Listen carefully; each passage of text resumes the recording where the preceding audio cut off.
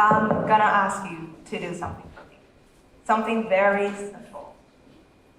I want you to look around the room, say hi to the person next to you. Hi. And I want you to carefully observe, not see, but to observe the room that you're in. Do you see any differences in this room than how it was 5 minutes ago? Take your time, sweep the floors. No changes? Nothing at all? Great, because that's the answer I was looking for. You are in the exact same room as you were in 5 minutes ago, but you're going to look at it in a very different way in 10 minutes. As people, we occupy space. We move through it and we carry out our daily lives in and around it. Have you ever wondered why we behave the way we do in our surroundings? There are behaviors that just seem natural and intuitive to us, and we never seem to question them. Today, I am going to ask you these questions. But don't get nervous. They're simple, generic ones, such as, why are you sitting there in that role? Why am I standing here on the stage? Why am I not standing at the other side of the stage? And that's not just because I look good when the lighting hits from that side. Ownership is often associated with empowerment. When you buy a house, you think that you're in charge. You are the owner, and that means you have the power to make decisions. You can paint the walls the color you like, or the color that your partner likes. You can decorate it in any way that you want. You think that you're living in your house in a way that you wish. But in truth, you're being told what to do and how to behave in your own house by the architect. And this invisible force, it's not just in your home. It's present in your workplace and even the room we're in right now. Architecture shapes people's action, and it dictates how we behave.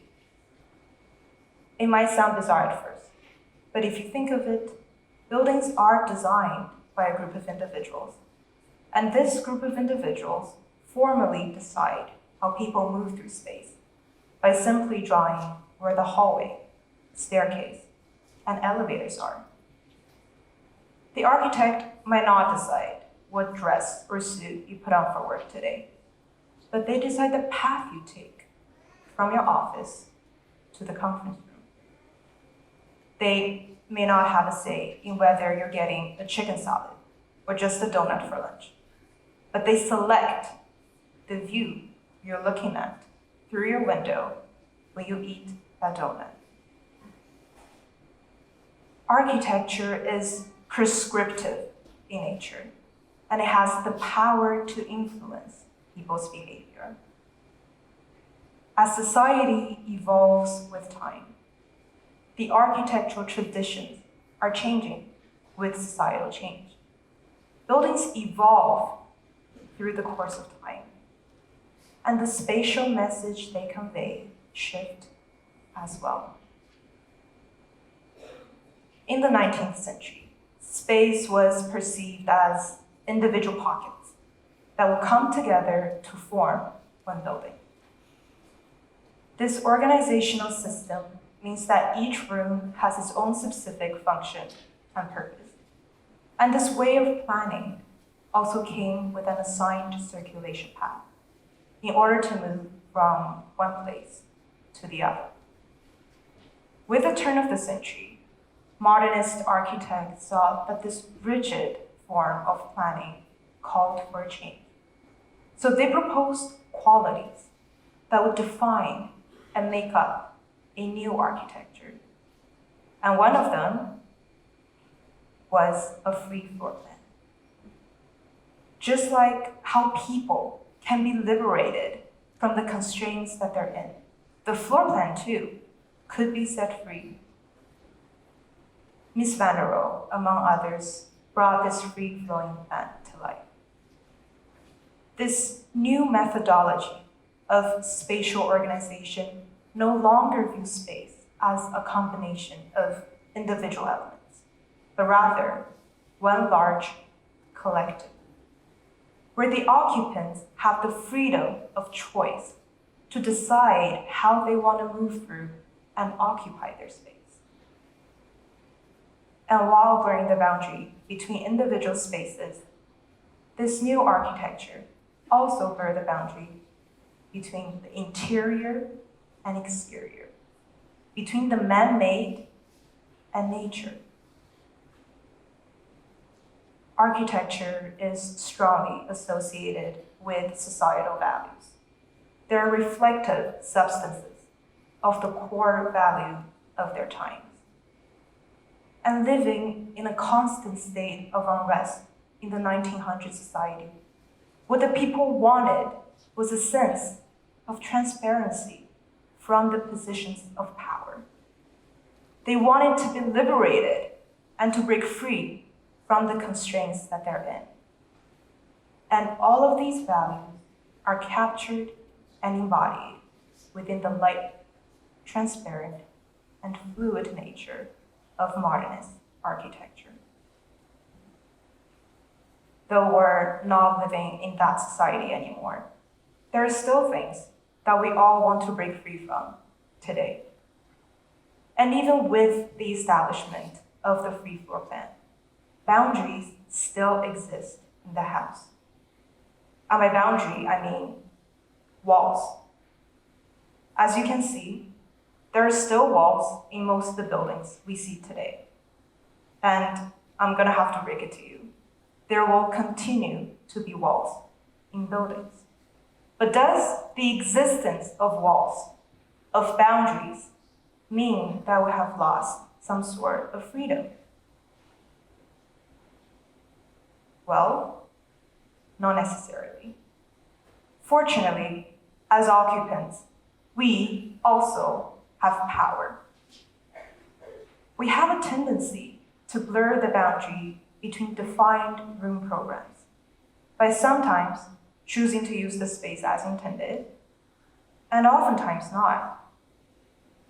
We eat in our bedroom and watch Netflix on our dinner table.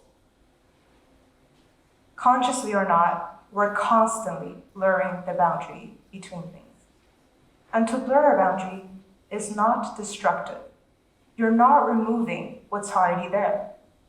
It's simply saying, yes, I could sleep in the bedroom, but I could also have breakfast or lunch or dinner if you really wanted in the bedroom.